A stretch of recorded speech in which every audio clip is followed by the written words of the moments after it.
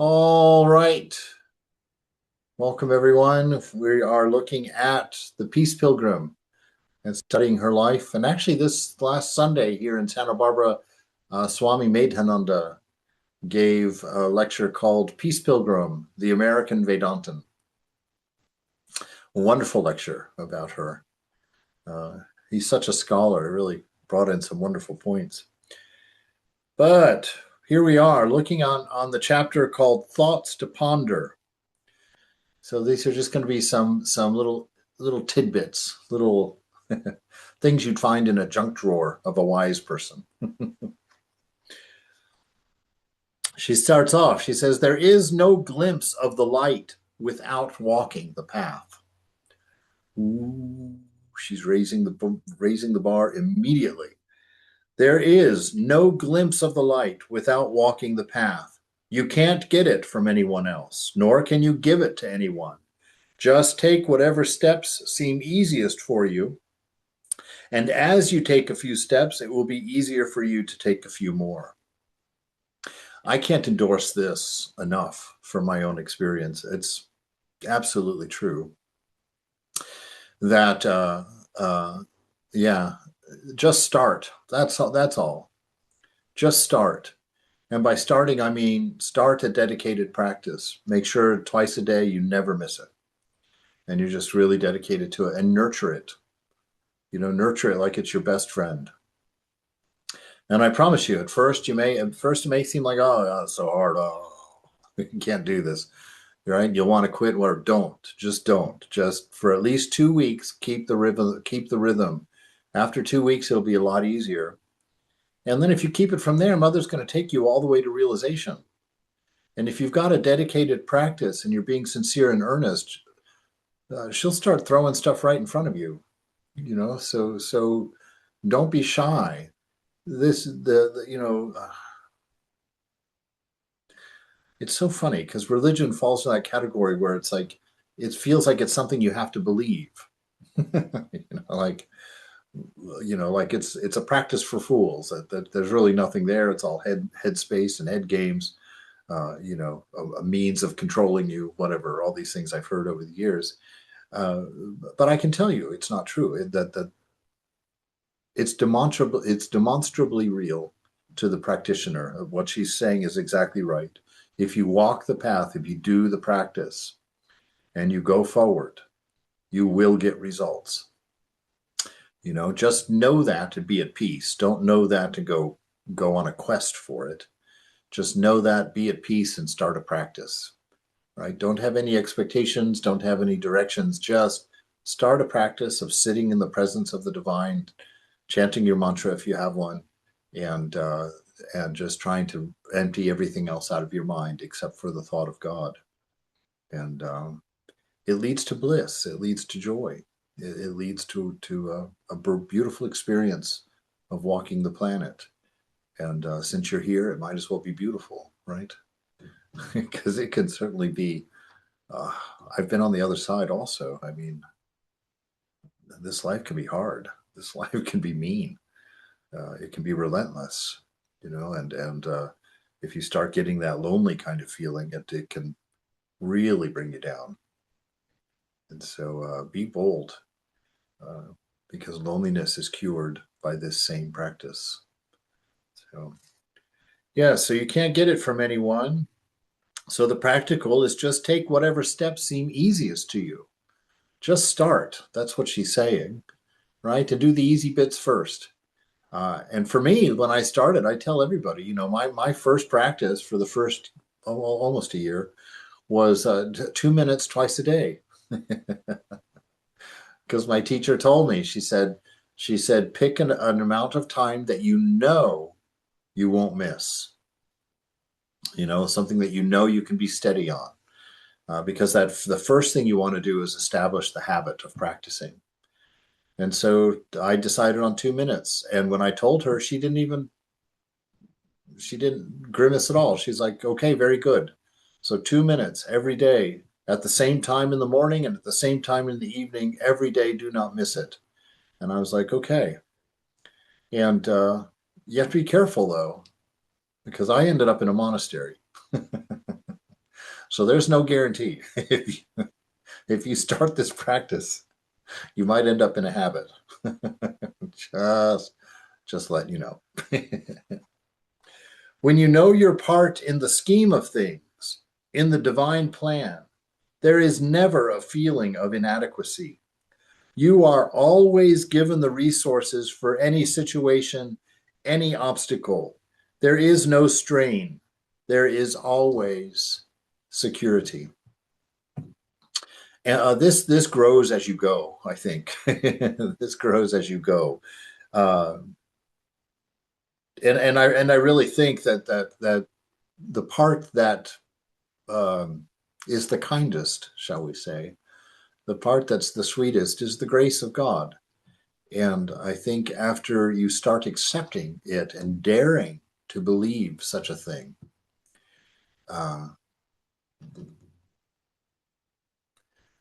that's where the steadiness comes in. Because like I've mentioned, if you have if you are approaching God because of yourself and because you think you're a fairly good religious person and blah blah blah blah blah, and you try and approach God, you can. God's happy to see you no matter no matter what you're wearing. He's terribly thrilled to see you. So it's not like that.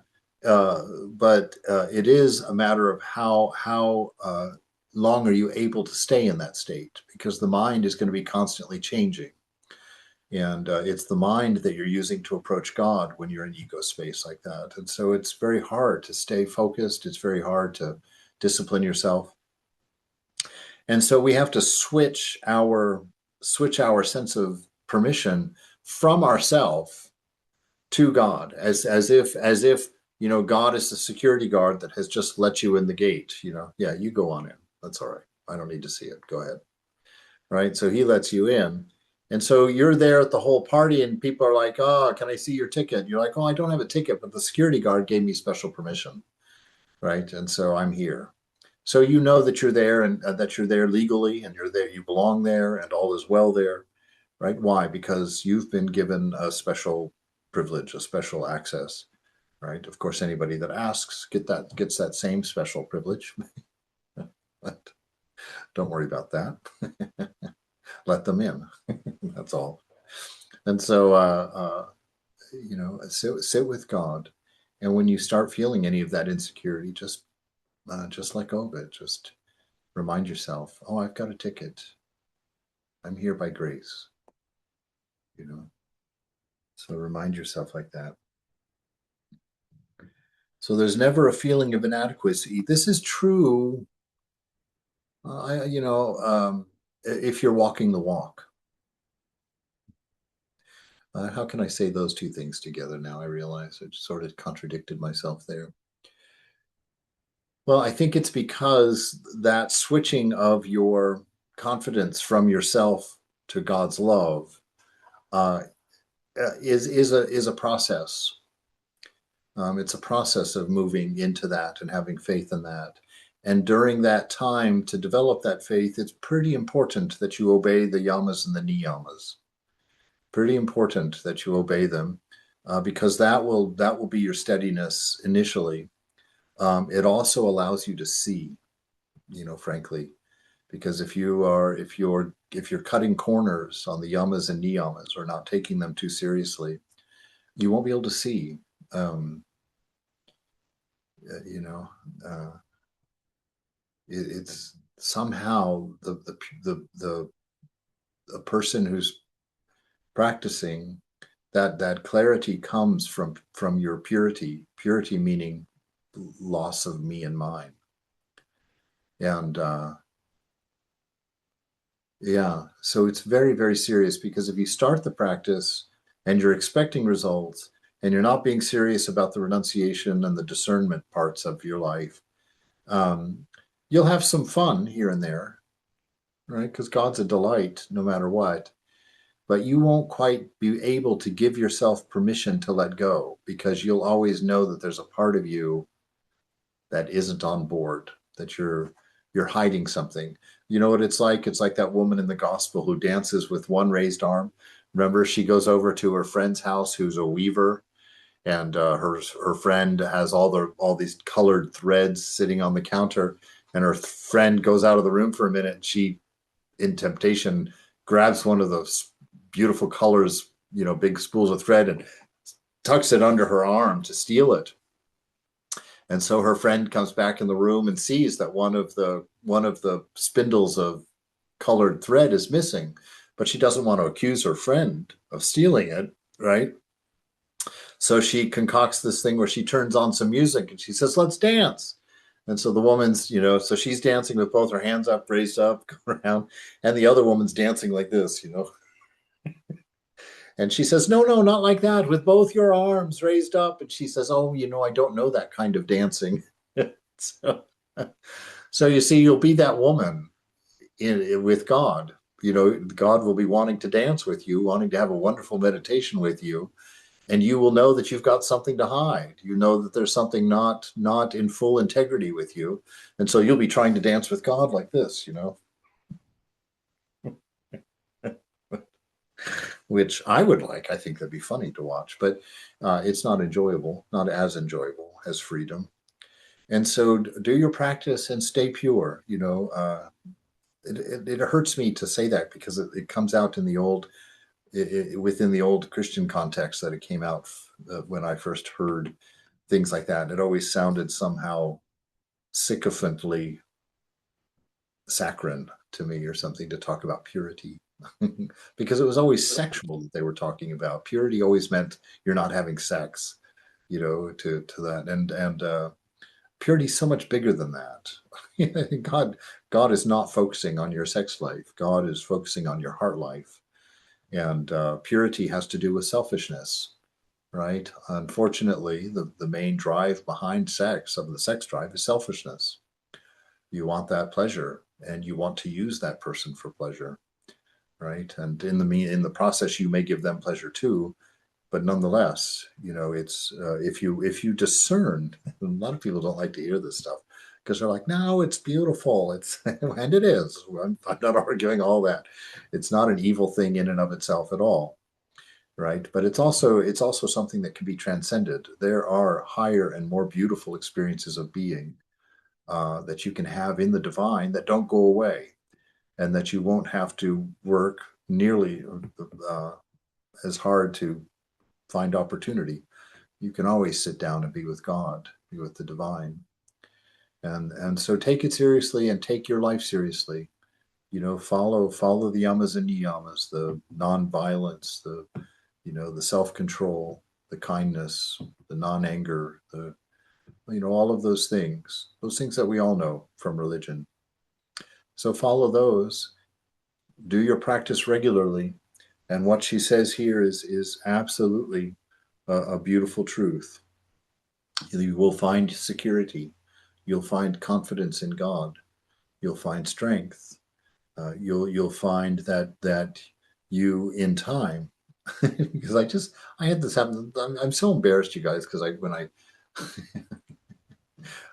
frankly I feel like I should be so much farther down the road, but but this morning, I woke up this morning, and because I practiced for 4 hours straight last night uh, during the Shiva Ratri.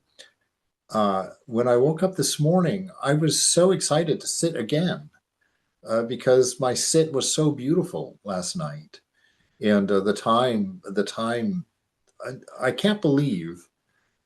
If I could go back to brahmachari me, when I joined the order, I hated. Oh my God, I hated pujas. I found them to be so boring, and they were so hard to sit through, and all the work. As a brahmachari, you're the one having to do everything. And when you're the only brahmachari, you're really running around. And I disliked it so much. I just didn't enjoy pujas at all. And if I could just take last night's puja and hand it, to brahmachari me back 25 years ago, I would be so shocked that I'm the same person. That I that I enjoyed that puja, that worship so much last night. And then this morning when I got up, there's always a little bit of that push and pull in your mind about, oh, I don't know, I don't want to sit right now. I'm going to take a shower first, whatever. But that eagerness, I took a moment and thanked God, for that eagerness inside to do practice, because in me, that's not frequent. Practice a lot of times starts with discipline. I always enjoy it by the time it's finished, but the start is quite often just pure discipline. And that wasn't the case this morning. And so I feel like this scripture is pointing at that. If you do the practice, if you dedicate yourself to it, it's going to become attractive. It's going to become beautiful. It's going to become something that you desire. And that's when you really know that grace is flowing. That grace is flowing. When you have constant communion with God, a constant receiving from within, there is never any doubt. You know your way. You become an instrument through which a job is done. Therefore, you have no feeling of self-achievement. That is a good ways down the path. Remember, when she's writing these, she has done 15 years of strenuous preparation for her pilgrimage, and then she's made good on her vows and her renunciation. And so she's working at a level where I'm sure what she's talking about here is overwhelming. That you have just have that introduction when you have a constant communion with God. So she's at that point of having a constant communion with God, just like Brother Lawrence had gotten to that point, right? That constant remembrance of the beloved, that constant awareness of presence, which becomes easier as you practice because it gets more pronounced, right? It gets more pronounced, and so it itself reminds you of itself quite frequently. So she's at a constant receiving from within, and this is the beauty when that love starts to flow, right? When that you're beginning to able to hold that presence, right, within yourself, and you're doing your practice, and you've got your niyamas and yamas going on, and you're moving forward. It is a beautiful pouring in. Anytime you chant the name and place your attention on the heart, there's a wonderful sense of love, of warmth, of sweetness there. And it doesn't dissipate. It's just that sometimes you stop being aware of it in there. And so but by having, when you're in that state of this glow of the presence, I'll say, within you, uh, I think that some of our people really experienced this when we went to the park that day and just walked around. When you've got God in your mind and heart like that, there's a kindness that follows you. There's a gentleness that follows you, a sweetness about you, and it catches people's attention. And if it's not to the point of catching their attention, it at least affects the way that they feel about you. Like everybody on that day in the park talked about how nobody rejected them. They were able to approach people and talk to them, and there wasn't any of that weird distrust or, what do you want? Get away from me, kind of thing. And that's when you are aware or being actively aware of the presence and being actively aware of your availability to the presence in service, then what she's saying here is true, that you have a constant receiving from within. You get a divine energy. You won't get weary. You won't get tired out. If you, I have found, and I used to practice this walking down Union Street in San Francisco, because it's a commercial street, and there's lots of little fancy boutiques, and there's lots of, yuppie. All my meanness is coming out. Oh, the yuppies walking along, da da da da da. And when you're in a big crowd like that, you're if you've got your energy outside of yourself, right? You're looking in the shop windows, you're looking at the stroller over there, you're looking at that person over there, you're noticing what's happening over here. If you go out in the world like that and you're noticing, you're looking, you're outside of yourself, it's exhausting, right? It's exhausting. You get those hot, burny eyes. You just want to go to bed. Even when you get home, you're just like, ugh, whew. That is all unnecessary, because you can walk down that same street with the mantra in the heart and not weary at all. And if you don't believe it, try it. It's a very easy thing to test. If you put your mind on your heart and walk through a crowd, keeping your mind here and aware of presence, you can walk through that same crowd and not be burdened at all, because your attention is held within yourself. And the presence of God is love. And it's a very different experience of being. And she promises that. She says, you become an instrument through which a job is done, right? Because you're literally being carried by inspiration in that. And therefore, you have no feeling of self achievement. That comes when you understand the grace of God, when you understand there is no such thing as self achievement, right?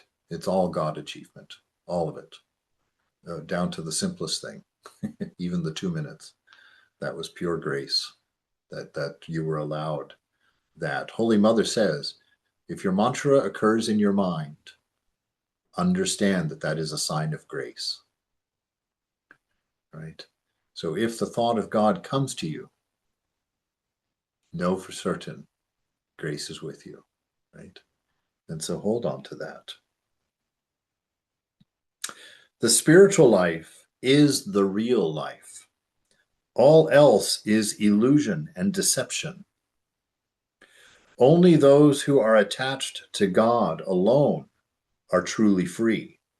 Only those who live up to the highest light live in harmony. Right? So what is this? Only those who are attached to God alone are truly free. Right? Well, how is that possible? If you read the Narada Bhakti Sutras in there, it says one of the very first things that it tells you is that God is the check to all desire. Right? This is so cool. If I just dump all this on your lap in one sense, because you have always only loved God and only wanted God, right?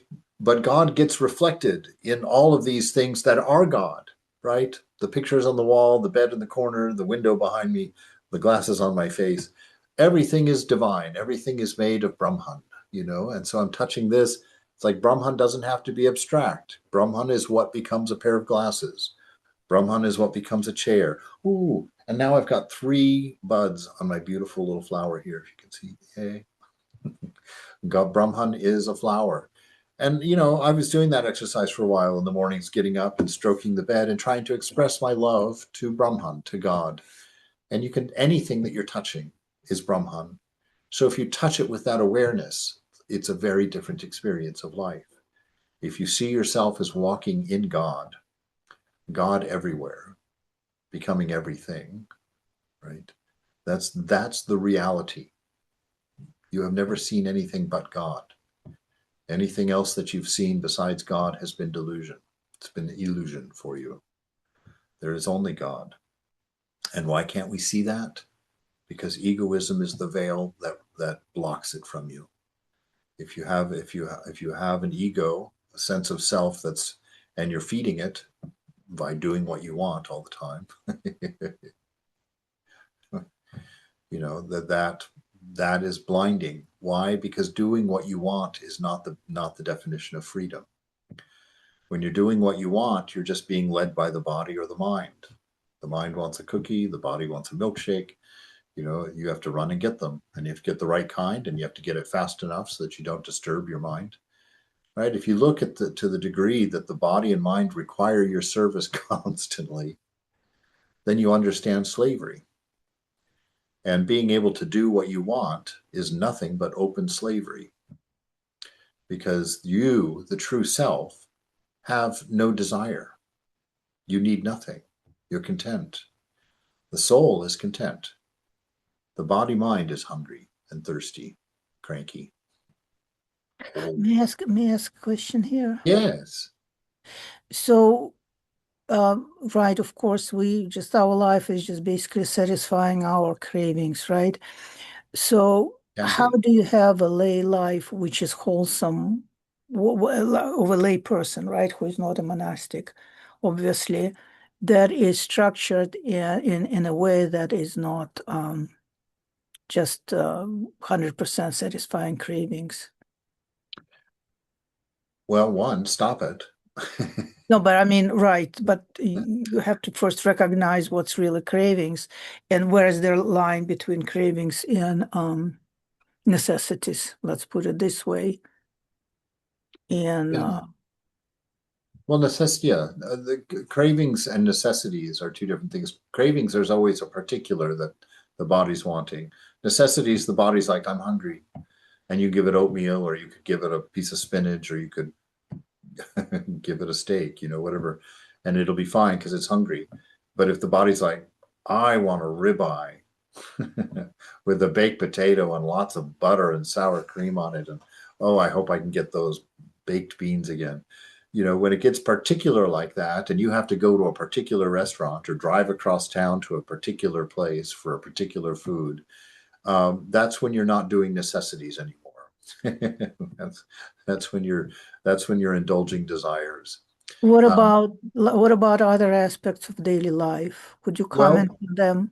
yeah, everything is spiritual. Spiritualize everything. So practice, and when I say practice, it means you're not these. None of these things are going to happen because you've heard them, right? None of our practices are going to go forward if we just hear them, but if we practice them. Okay, so what are some of the things we've looked at just today? This constant communion with God. How do we do that? Well, by realizing that this table is God. So every day I should at least once touch the table and greet the divine, or touch the flower and greet my beautiful mother, you know, touch anything. Just every day do things that are conducive to seeing or to remembering the presence of God, right? So you do those. You sing the names and glories of God when you can, which means doing your mantra, singing a spiritual song.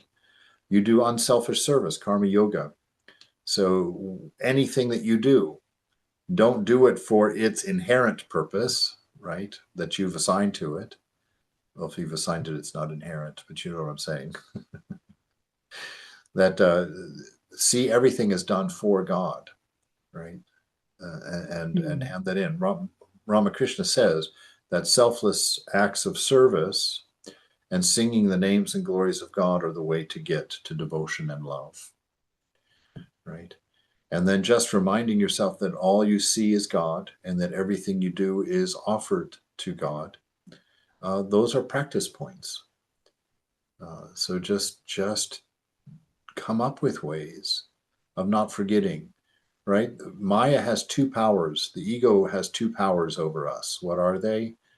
Projection and forgetfulness, right? Maya makes you forget your true nature and then projects your desire, your will, your story, your narrative on over God, right? So that you see your world, your narrative, right? So you have to do things that will counter your tendency to forget and counter your tendency to project, right? You say, well, how do I counter my projection?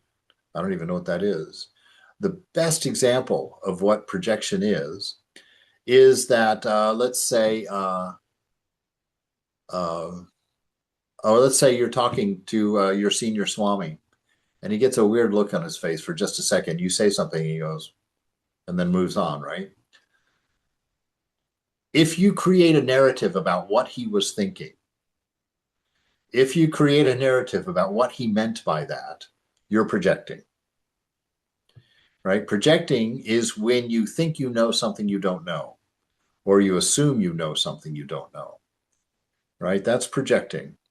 And so that's what discernment is. It's like, I wrote this poem.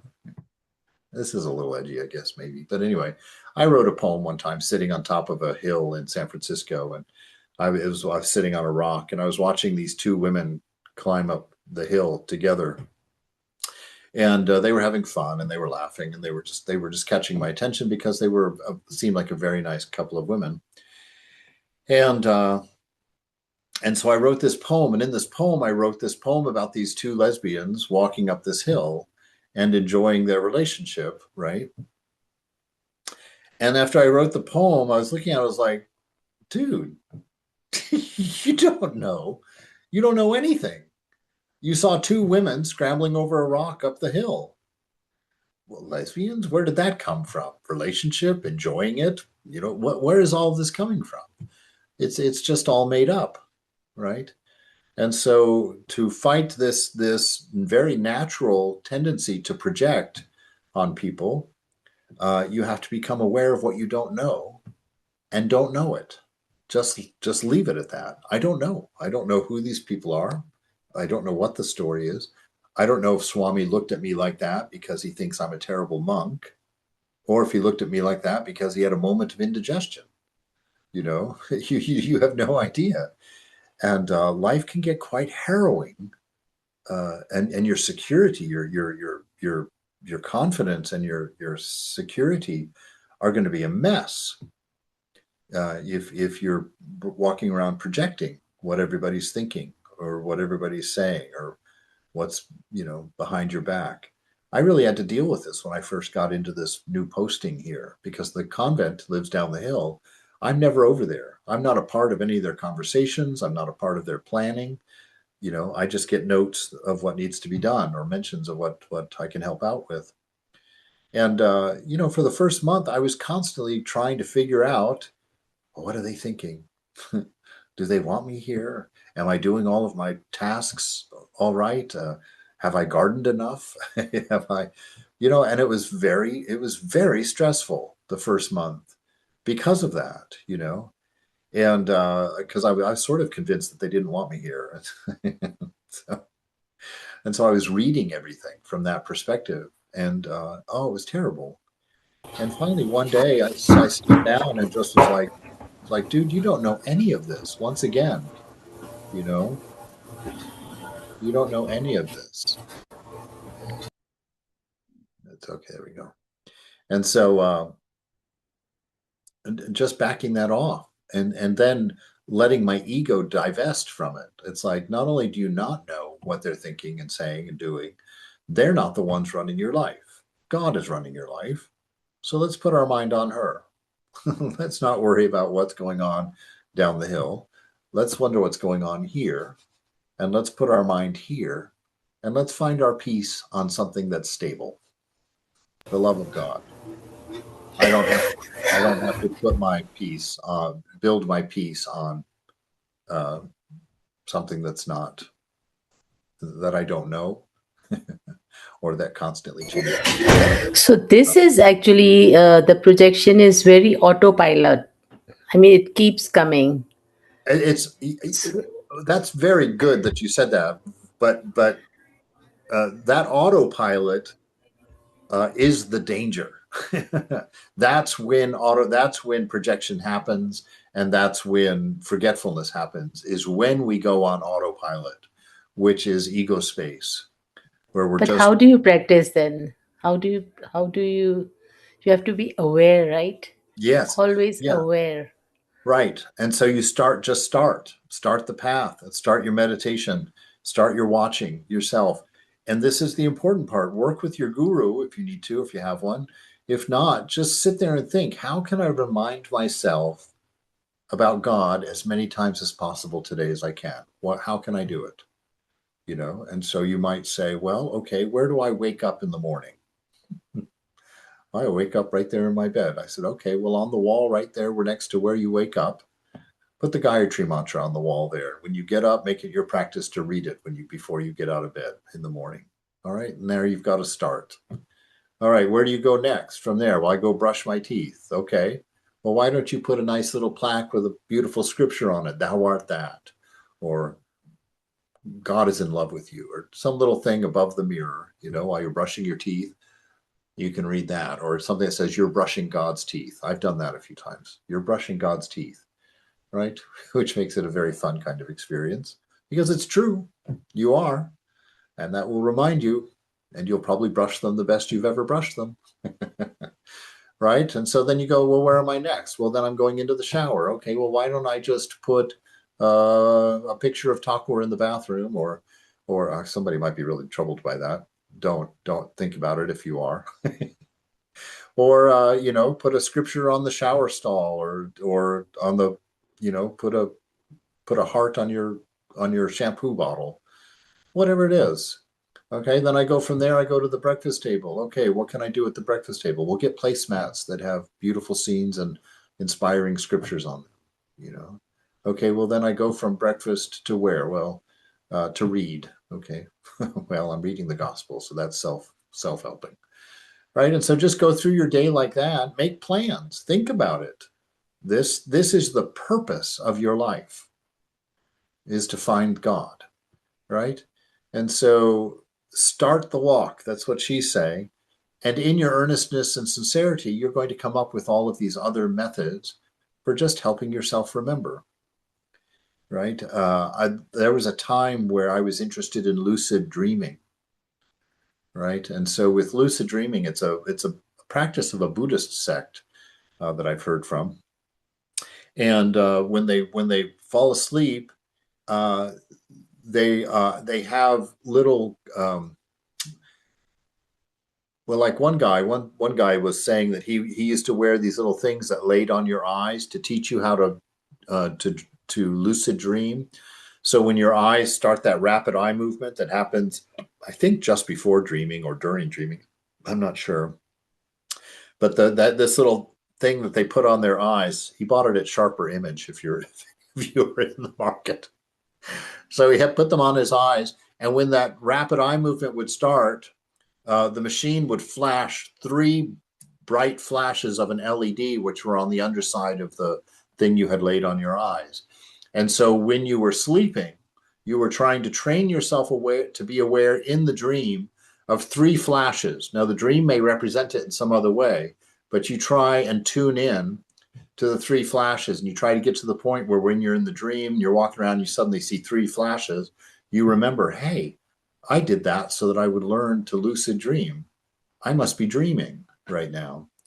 And so you see those little tricks like that for lucid dreaming. Those are the kinds of things you have to come up with for your daily life. Something that catches your attention during the day that says, hey, you're dreaming. You have borrowed a dream body and inhabited it and are walking around a living dream in the mind of God, right? And put something up to remind you of that, however much you can. My friend Jackie Bender, when she was trying to quit smoking, she put a rubber band around her wrist. And every time she had a craving, she would. At first, it was just little ones. But if it didn't go away, if she had a craving several times in a row, I saw her a couple of times pulling that thing all the way across her cubicle. I thought I was going to take her hand off, you know, because she wanted to quit smoking, and it was serious for her.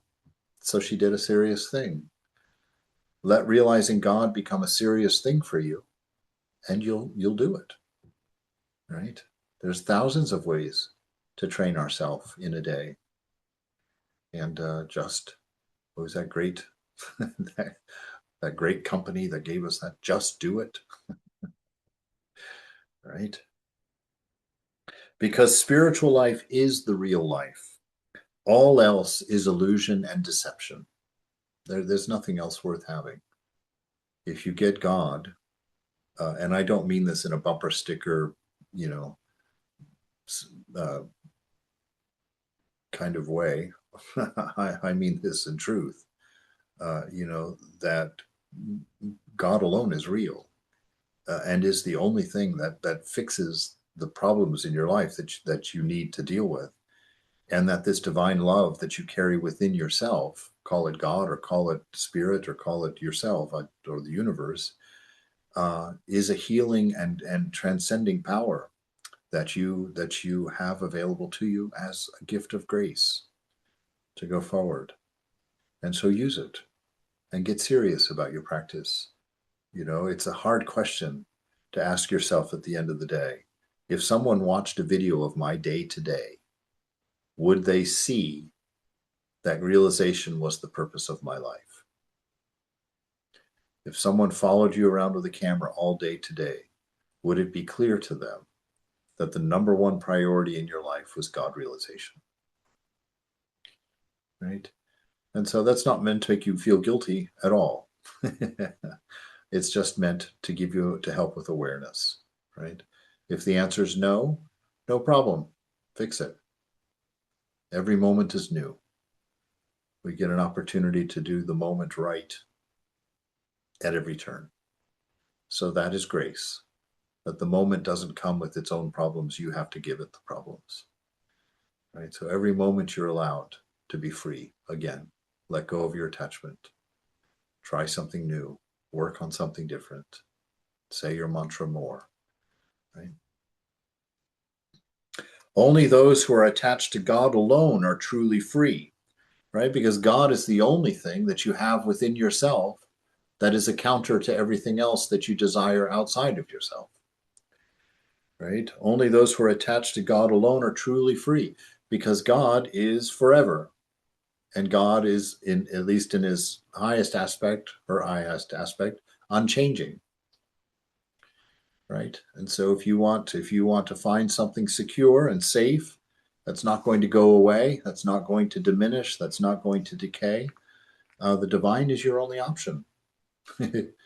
There is nothing else. Search the world over. There's nothing else that will stay with you.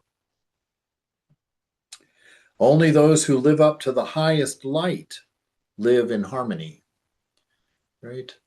But that highest light is selflessness, pure love.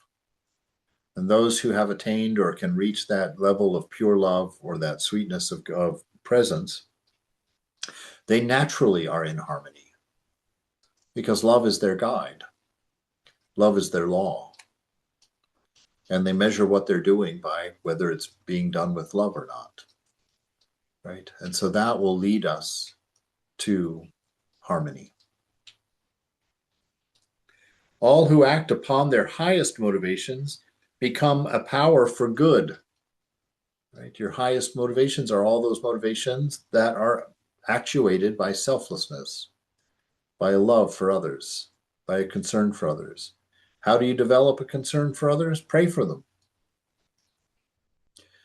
You know, find something in their life that they're struggling with just through conversation, and then pray to them about it. Pray to God about it. And then the next time you see them, ask, how's that going? You mentioned before you were having a real hard time with such and such. I've been praying and thinking about you a lot. I was just curious about how it was going, right? People will fall over backwards that you even remembered something they said yesterday. You know, this world is is like that. So, you know, pray for them and become concerned about their lives. Hope the best for them. You know, the two practices we did in the park that day, walking around, the two practices were to pray for everybody that you see.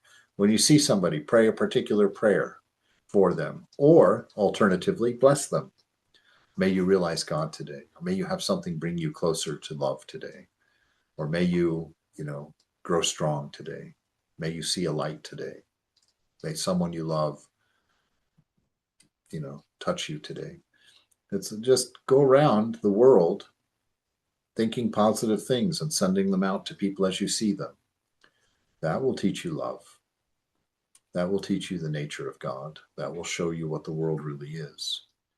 And I suspect that if you do that for a few days in a row, you're going to know how happy life can be.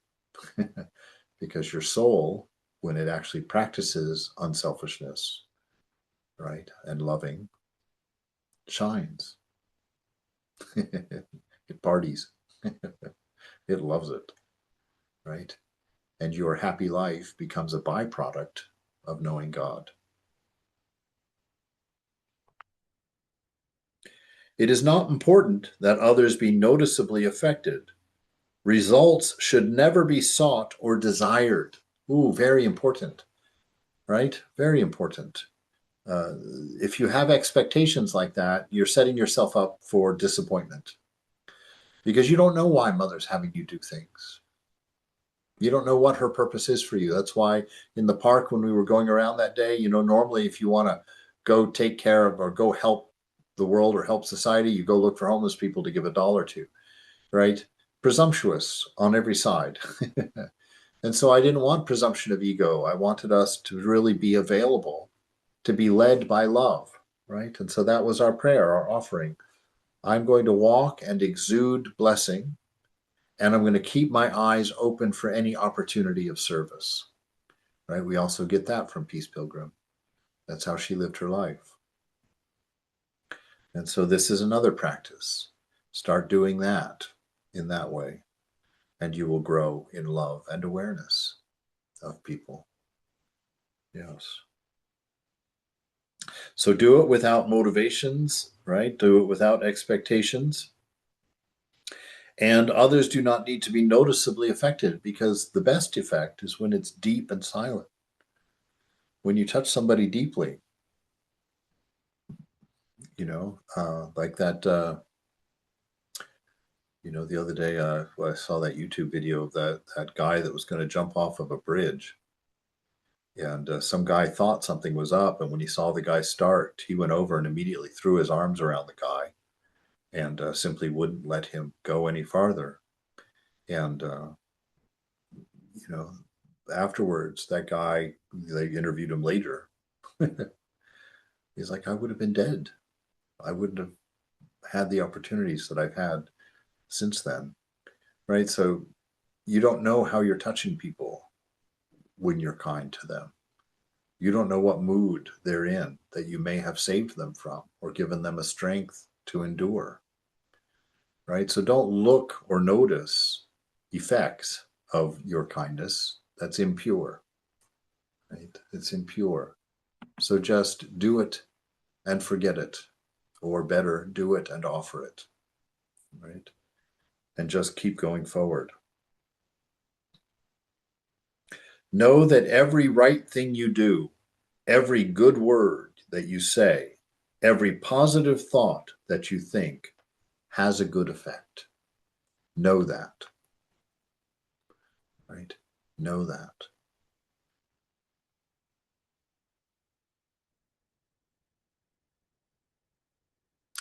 I'm just kind of struck with how beautiful the world would be if we were all living like this. How amazing. What an amazing effect it would be. So here's a picture of Peace Pilgrim. She says, "This is me and all my earthly possessions. Think of how free I am. If I want to travel, I just stand up and walk away."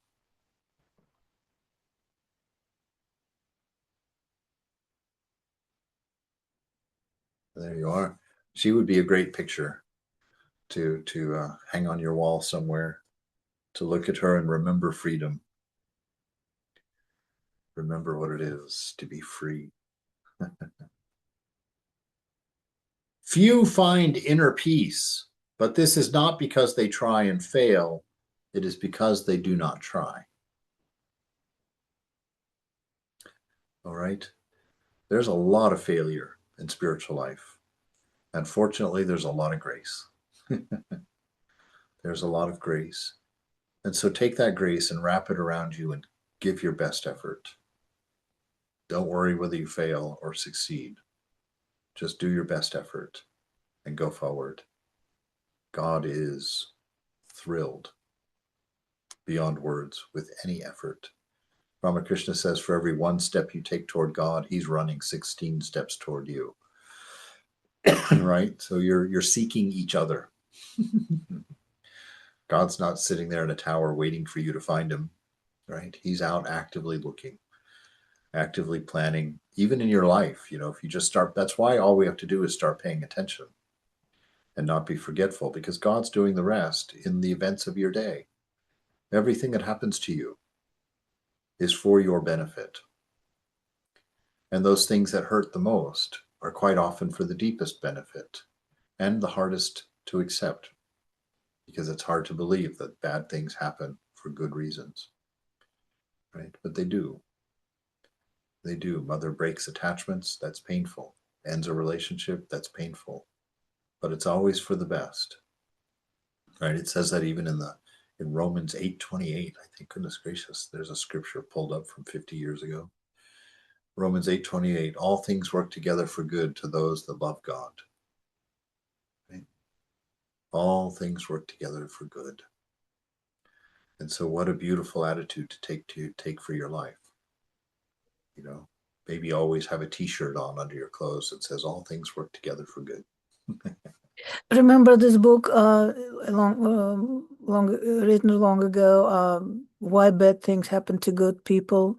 I think it was really very kind of question everybody asks, I'm such a good person. Why? I mean, my children are sick, or my parents, whatever, or I'm sick. So what's the right attitude towards that? this kind of events when you seem to be a nice kind of a person, you're doing everything properly, and then tragedies happen, which they do to all of us. Well, it's a matter, yeah, they do. Of course they do. And they have no value one way or the other until they meet you. And so if you decide that everything that happens to you is for your benefit, then you've got to jump on the game. You're halfway there to seeing why bad things happen to good people, right? The other thing is ask yourself, why am I calling this a bad thing? Because nothing in and of itself is good or bad.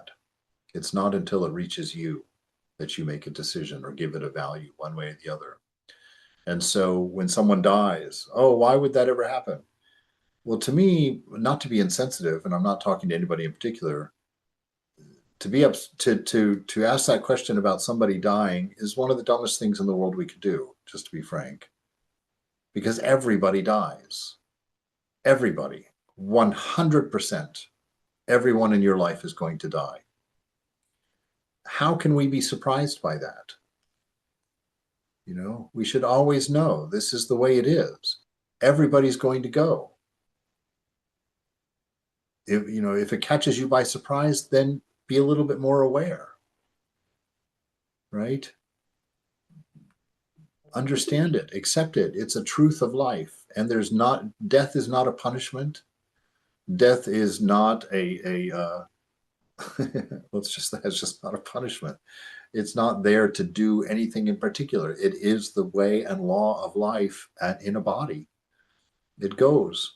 Right. I think usually people are concerned not so much about the death of, their old parents, but when like young children get sick, like cancer, awful things like that. Yeah, I think that's why this book was written, because of the death or cancer of this man had his son or daughter, I don't remember, very, very sick, and he was asking this question. So, Yeah. Yeah, I think the answer is the same. It's not satisfying to anybody with no faith. I understand that. But it's key to really navigating this world, to have the notion that God loves you and that this nature, everything that occurs in this world, its initial motive is always love. And so when difficult things happen, sit and assume them that they are for the good, and then sit there and meditate on them until you can find, how could this be good for me? Right? I can say, Swami, Please, I can comment on this. Every please. adversity at that time you feel it's end of the world, but once you have faith in God, once you recover slowly, you will grow inwards. It's a catalyst. Adversity is a catalyst for inner growth. You Yeah. grow tremendously towards divine, your whole life changes. It's just, you can take two roads, like better or better. So it depends on the person. If you take the Mhm. better road, you have faith in God, then automatically your life changes. You become more divine and more pleasant. I went through house fire. I went through a flood in the house. I went through everything. Anything you name in the world, I went through. I didn't become bitter. I took the different road, better road. So Mhm. I grew so much towards the divine, and live a regular life at the same time. Live. Yes. But you don't lament on that as, why did this happen to me? No, it never occurred to me. It happens to so many people in the world. So many people lost homes in the fire, not just alone, me alone. Many people lost in Lafayette. Look at that, thousands of people lost.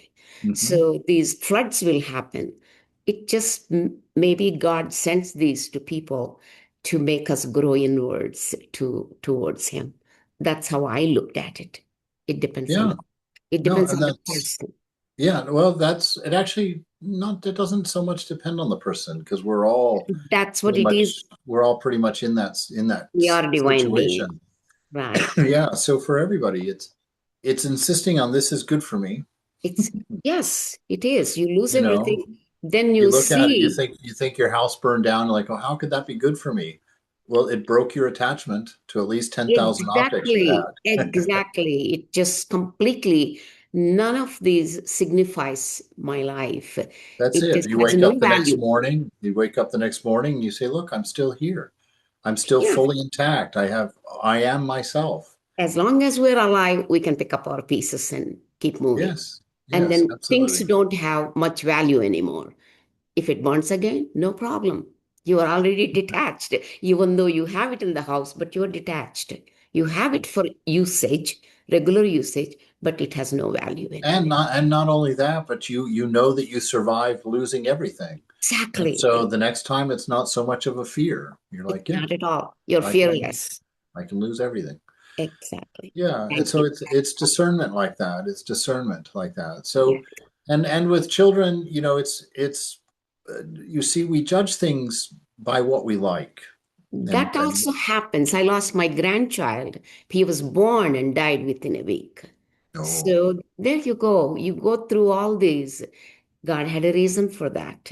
So yeah, and he you have had to a think reason. about not yourself. You have to think about the child and the possibilities of their conditions. You're not going to know the answer for sure. If he But you can lives, he would have been a vegetable. So all he right, would have been, it's better for him to go to the divine certainly. ones. Yeah, well, Exactly. yeah, and then Ramakrishna says, that some people are born and leave quickly because they had just a smidgen of karma to clean up. That's it. You That's it. know, So that and it so hurts at that time, but slowly over time you look back. That's meant to happen. It's divine wish. That's how I look at it. It's a yeah, divine wish. it's a And divine I wish. think if we can't jump right to that, that Uh-huh. it's okay with God for us to pound our fists and to say, I hate that this happened and I'm sad, and allow ourselves to Exactly. struggle with it in front of God. Yes, Exactly. Exactly. absolutely. That's the best way. It took That's my the best daughter way.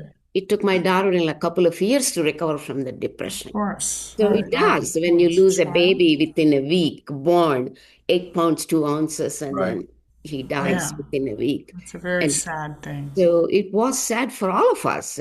But for the Yes. mother who delivers the baby, it was very, very Yes. difficult. So, but it just, Yeah, it is sometimes it's okay to go in front of the God and you say that I'm hurt, I'm sad. Please help me overcome this sadness, this loss. And I think if we pray sincerely about our loss and the sadness, after sometimes slowly I think we recover. It Yeah, happens, I think. I yeah. I No, feel it that. does. Time heals everything ultimately. Right. Yes. No, very good. And a lot of times if you don't know what to pray, or like, because I'm uncomfortable telling God what to do, because I figure He's a little bit more informed than I am. And so even like that, I just quite often, instead of even telling him anything, I look at him and just open up. I would say, look at my life. Look at all this stuff. Look at my pain. Look at this is not okay with me. I'm hurting, right? I'm in trouble. Please, please, please be with me in this, you know? And so you wrestle with it. You do. And what you say there, Heidi, is so important. There is room for struggle. It's part of it and it's important. But the most important part of it was what you said. Struggle with God. Right? If you just struggle, you go bitter. But if you struggle with God, you'll work it through because you'll see at the end how he loved you. She loved you, that loved you. He That's may why it's break your spirit. hip. Yeah. You may break your leg. Yeah, that's why spirituality is so important. Like I remember when I didn't join Vedanta and I didn't know anything, every small things, every small mishappening in my life, I will go into a depression. I will feel really sad. I will get angry with God. But these spirituality talks and reading and all, it really helps. If Wonderful. now something happens, like it's happened, and we have, I can complain to God. I can say that, okay, I'm in a very difficult situation. Please help me overcome. So that that God really helps me now. Yeah. Yes, indeed. Wow. Yes, indeed. Good. That's the way, Rajani. See, you found one of the secrets. Excellent. All right, it is time